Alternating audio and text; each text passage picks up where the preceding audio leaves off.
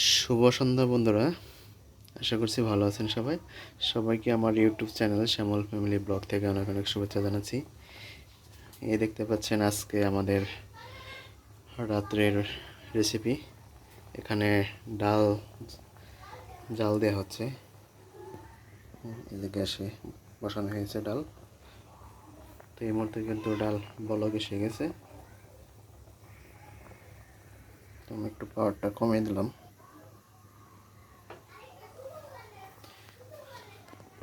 তো আজকের রেসিপিটা ডাল রান্না করা হচ্ছে। ডালের সাথে কিন্তু স্পেশালি আজকে এখানে লুচি, দেখেন লুচি ভাজা হয়েছে।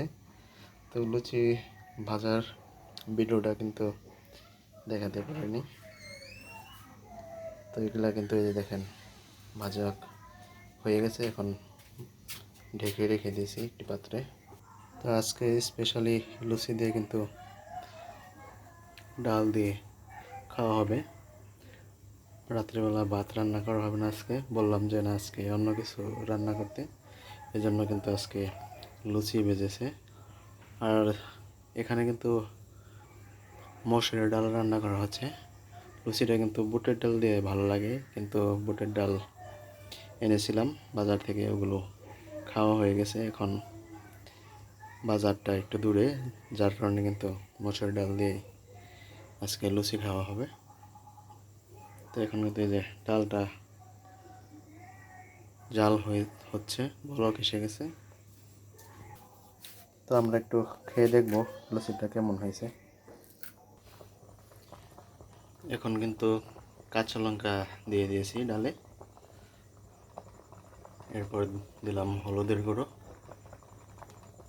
পরিমাণ মতো। তো হলুদের গুঁড়ো দিয়ে কিন্তু একটু ভালো করে নাড়াচাড়া করা হলো। এখন পরিমাণ মতো দেওয়া হলো শুকনো মরিচের গুঁড়ো।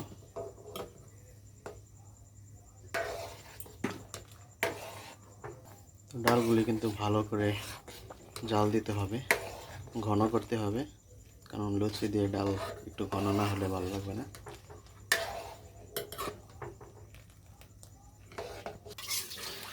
ডালটা এখন নামিয়ে নিলাম সোমবারের জন্য। তো সোমবারের জন্য কিন্তু তেলটা দিয়ে দিচ্ছি। তো এখানে দিয়ে দিয়েছি একটি শুকনা মরিচ, খাল মশলা ও একটি তেজপাতা,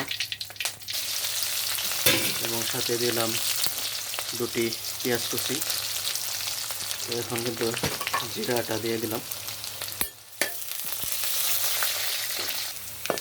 ভালো করে ভেজে নিচ্ছি পেঁয়াজগুলি, বাদামি কালার করে নিচ্ছি। সম্বারটা দেওয়া হলো, এখন ভালো করে একটু জাল করে নিতে হবে। এই দেখুন বন্ধুরা, ডালটা কিন্তু জাল দিতে দিতে অনেকটাই ঘন হয়ে গেছে। সোমবারের পরে দেখেন অনেকটা জাল দিয়ে নিয়েছি, যার কারণে তো ডালটা অনেক অংশে ঘন হয়ে যাচ্ছে, বুটের ডালের মতো। তো এখন নামিয়ে নিব ডালটা। এই দেখেন আমাদের আজকে রাতের বেলা রান্না করা হলো পুরি, লুচি, আর এখানে ডাল। তো এখন কিন্তু গরম গরম পরিবেশন করা হবে লুচিগুলো। তো আজকের মতো এই ছিল ভিডিও।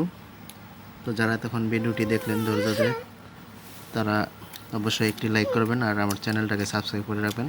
তো ভালো থাকেন সবাই।